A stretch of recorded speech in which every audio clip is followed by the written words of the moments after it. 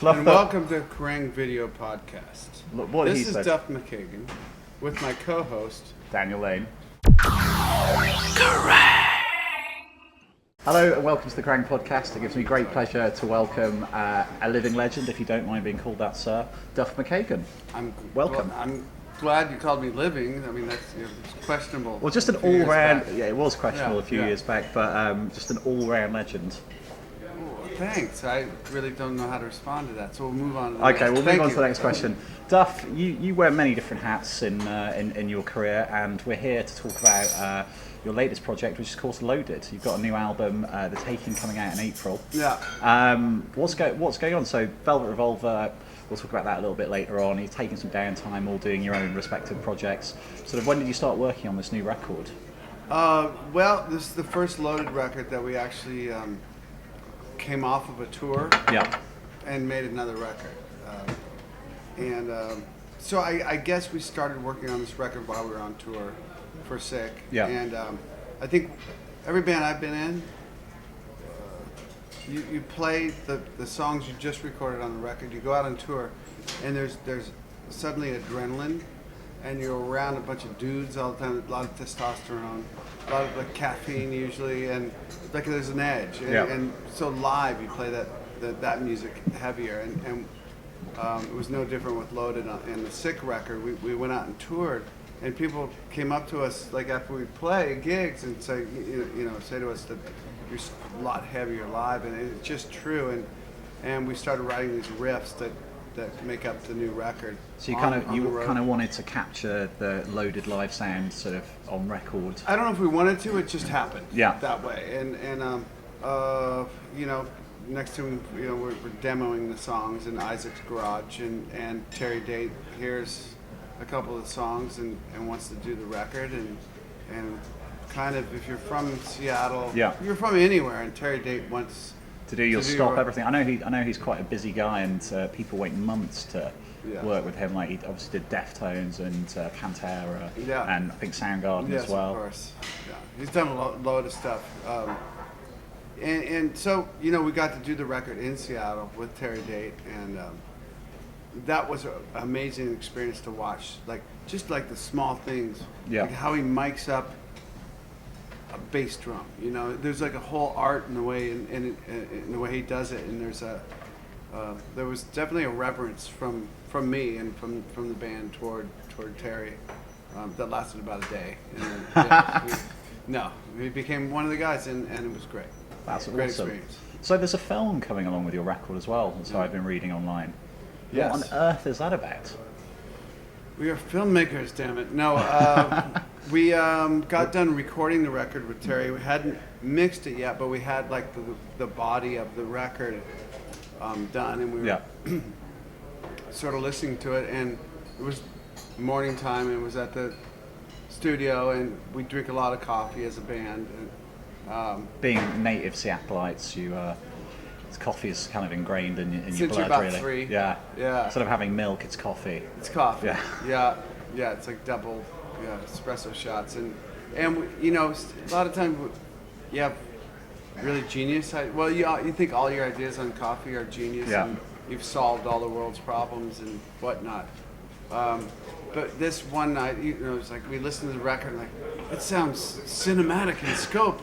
We made these webisodes for our last record. These like kind of zany, webisodes, and our fans really liked the webisodes. We should make a record-length webisode.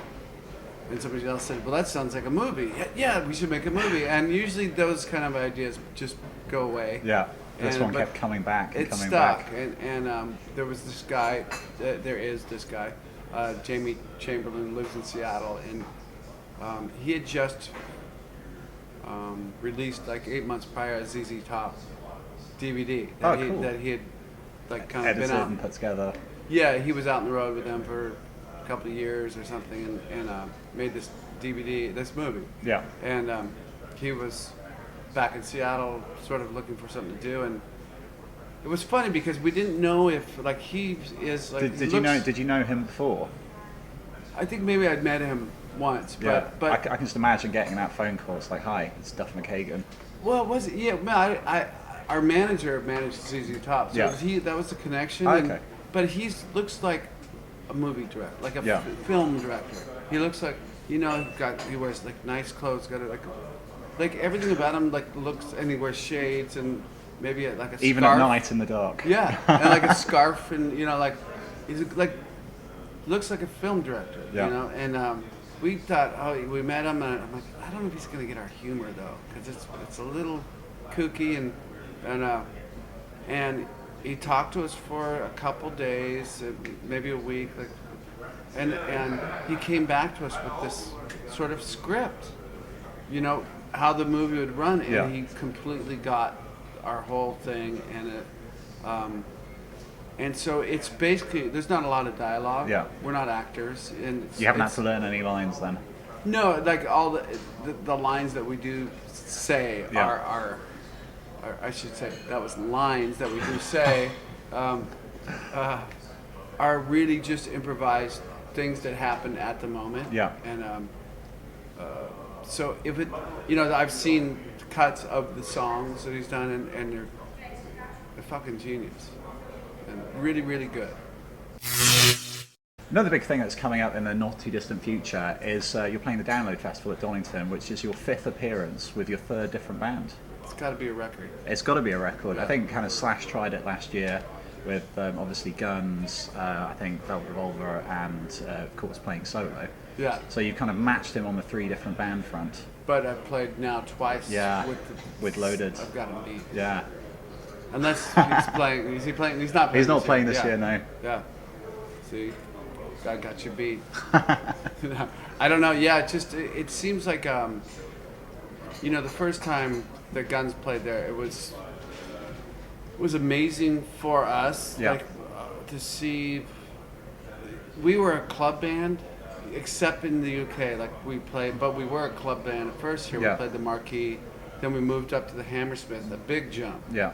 And then the next time was Donington, and but we were really low on the bill, and I think what happened, by that time the band had really broke here. So instead of sort of 2,000 people at Hammersmith, there was 100,000 people who wanted to see us, and in that ensuing sort of mad rush, there was a tragedy that happened when we played. We didn't know. We saw everybody kind of charge forward, and we stopped, and Axel said everybody move back, when we knew there was something going on, like people getting squished up front. But that's about as far as we knew. But we found out later that night that 2 guys had been crushed. And not to bring the interview down, but it was like the end of the sort of the innocence. Yeah. At that point, it was like, oh, this is a serious deal. It was really tough. I know I can speak for myself. For a while. Yeah. Like, oh shit, you start questioning if we weren't a band, that wouldn't have. Those 2 guys would have. You start thinking of all that stuff. It kind of just brings dampener down to like what should have been the then high point of your career, and it's just reality. It's yeah. And it happened with Pearl Jam, it happened with the Who. Like it happened. It's probably happened with a bunch of bands, but it happened to us, and it happened to me personally. But that festival has taken on sort of a really kind of serious air with me, like, and it in a weird, odd sense, I feel like, I was meant to be on Sonosphere gigs, not be on Download this year. But when they asked if I'd play it again, I have a reverence for that festival in a really odd way. Twice now with Velvet Revolver, both were great experiences. And last 2009 with Loaded, we played the side, whatever, that's the tented stage, and it was just completely awesome. It was unreal. It was just chaos. Yeah, it was one of those gigs, and Corey got up and sang with us, and so this year I don't know where we're playing. Do you know? I don't know yet, but what are you going to do to top last time's I'm going to performance? pull down my pants. Okay, I said top the festival. Oh right, see what he did there? He's saying I have a small I was just saying you were lowering the tone on the podcast as a family show. Oh, it is, right? Yeah. I don't know. We'll have to get to that point. Everything's kind of always like Corey wasn't like that was sort of spur of the moment type of thing. Speaking of Mr. Taylor, I know you're going to this neither is confirm nor deny anything. Is he the new frontman of Velvet Revolver? I cannot confirm nor deny that. No, I think He's got enough bands to be in anyway. he's Adding a awesome. third, yeah. I mean, I think he is the best singer, bar none.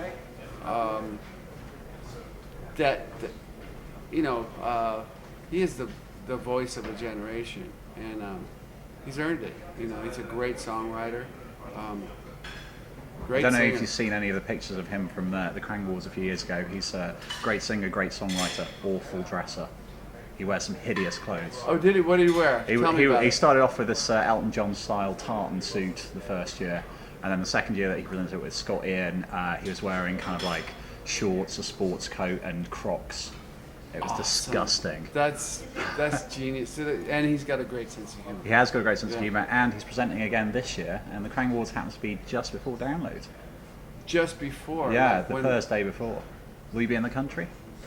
I don't think so. I think no. We're playing. I know Sweden Rock the night before. So Right. I doubt it. Unless you guys are, gonna. You guys got deep pockets. You can fly me down from where I'm at, right? I think I've got about £3. That's Is that enough? Sleazy Jet. You can get on that. Sleazy thing, Jet, right? yeah. Did you see the thing about Sleazy Jet? No, is it going to be live? I Are saw- we going to get sued? Oh, well, no, I saw it on CNN. Okay. I'm just repeating. If CNN can publish it, then we can as well. I'm aping a story I saw, but they Okay. fly to. Never mind. Yeah, you're right. Maybe I should just not touch on it. We'll continue this after the cameras Yeah, stop yeah, rolling. Duff, yeah. thank you very much for your Okay, time. that's it. Cool. That was Yeah. easy. You were easy on me. Cool.